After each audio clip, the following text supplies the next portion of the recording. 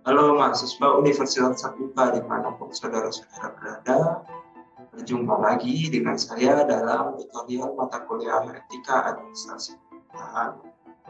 Pada tutorial kali ini kita akan membahas tentang asas-asas etis dalam administrasi pemerintahan. Dalam konteks etika administrasi pemerintahan, terdapat 6 asas etis yang menjadi pedoman bagi administrator dalam melakukan tugas dan tanggung jawabnya. Yang pertama yaitu asas pertanggungjawaban, di mana petugas administrasi pemerintahan memikul kewajiban penuh dan ikatan yang kuat dalam pelaksanaan semua tugas dan pekerjaan. Yang kedua yakni asas pengabdian, di mana petugas administrasi pemerintahan menjalankan semua tugas pekerjaan dengan seluruh tenaga fisik, pikiran, semangat, kegairahan, dan perhatian tanpa pamrih yang bersifat buta. Yang ketiga yakni kesetiaan. Petugas administrasi pemerintahan harus patuh kepada tujuan bangsa, konstitusi negara, peraturan perundang-undangan, badan instansi, tugas jabatan maupun pihak atasan demi tercapainya cita-cita bersama yang selanjutnya yakni kepekaan.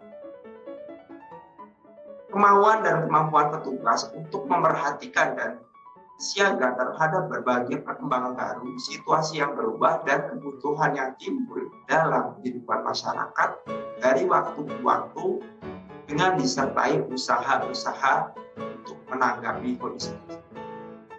Yang kelima yakni asas kebersamaan, yakni petugas administrasi pemerintahan harus memberikan jaminan dalam memberikan perlakuan yang sama tanpa membeda-bedakan atau pilih kasih kepada semua pihak terkait dengan proses pemberian layanan pada warga negara.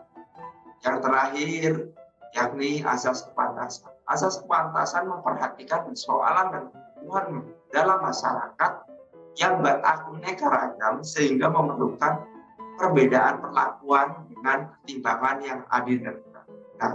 Jadi kepantasan ini memberikan ruang untuk memberikan layanan yang berbeda perlakuan, tetapi harus mempertimbangkan keadilan dan kebenaran.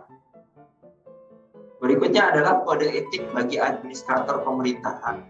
Kode etik bagi administrator pemerintahan ini merujuk pada konsep yang dibuat oleh ASPAP, American Society of Public Administration, pada tahun 1981. Asas-asas dalam administrasi pemerintahan untuk keperluan penerapannya pada tindakan-tindakan jabatan perlu dituangkan dalam sebuah kode etik yang berisi tentang perumusan mengenai tindakan-tindakan apa, kelakuan-kelakuan yang mana, dan sikap-sikap yang bagaimana yang wajib dilaksanakan atau dihindari oleh petugas administrasi pemerintahan. Artinya kode etik ini menjadi rambu-rambu bagi para administrator pemerintahan dalam melaksanakan tugas dan tanggung jawab. Pada gambar di samping kita dapat melihat bahwasanya ketika pemerintah mengharapkan para aparatur sipil negara ASN untuk menjalankan tugas dan fungsinya dengan baik, pada sisi yang lain terlihat bahwasanya pada gambar di bawah para aparatur atau petugas administrasi pemerintahan yang seharusnya dia bekerja melaksanakan tugas dan tanggung jawabnya malah dia asik main game. Nah, ini di satu sisi petugas telah melanggar kode etik. Di sisi yang lain kita dapat memberikan analisis bahwa harus adanya kontrol baik dari atasan langsung maupun dari sisi peraturan terhadap perilaku bagi oknum-oknum administrasi pemerintahan yang tidak mengindahkan kode etik tersebut. Berkaitan dengan kode etik yang harus dijadikan pegangan atau dasar landasan bagi administrator pemerintahan, dengan merujuk pada ASPA, terdapat 9 asas yang menjadi sumber kode etik bagi administrator pemerintahan di Indonesia. Yang pertama yakni pelayanan kepada masyarakat adalah di atas pelayanan kepada diri sendiri.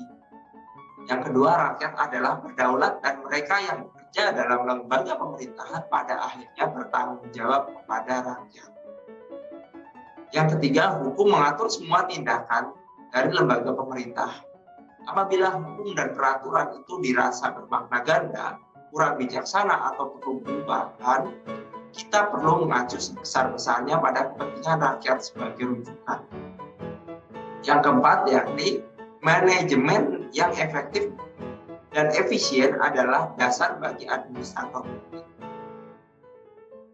Subversinya yakni melalui penyalahgunaan pengaruh, penggelapan, pemborosan, atau penyelewengan tidak dapat dibenarkan. Karena apa? Para pegawai bertanggung jawab untuk melaporkan jika tidak ada penyimpangan. Yang kelima yakni sistem penilaian kemampuan, kesempatan yang sama, dan asas-asas etikat baik akan didukung dan dijalankan dan dikembangkan.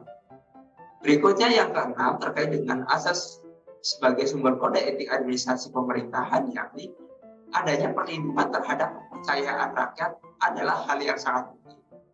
Karena konflik kepentingan, penyuapan, hadiah, atau favoritisme yang merendahkan jabatan publik untuk kepentingan pribadi tidak dapat diterima. Yang ketujuh, pelayanan kepada masyarakat menuntut kepekaan khusus dengan ciri-ciri keadilan, keberanian, kejujuran, kesamaan, kompetensi, dan kasih sayang. Kita harus menghargai sifat-sifat seperti ini dan secara aktif mengembangkannya. Yang kedelapan, yakni hati nurani memegang peran penting dalam pemilihan arah tindakan. Ini memerlukan kesadaran akan makna ganda, moral dalam kehidupan, dan pengkajian tentang prioritas nilai, tujuan yang baik, dan tidak pernah membenarkan cara yang tak bermoral. Yang terakhir yakni rujukannya adalah para administrator negara tidak hanya terlibat untuk mencegah hal yang salah, tapi juga mengusahakan hal yang benar melalui pelaksanaan tanggung jawab dengan sepenuh semangat dan tepat pada waktu. Demikianlah pengantar tutorial pada sesi ini. Tidak bosan-bosan, saya selalu mengingatkan kepada saudara-saudara sekalian untuk terus mempelajari isi modul, aktif dalam kegiatan forum diskusi, dan mengerjakan soal mandiri. Sampai jumpa di pertemuan berikutnya.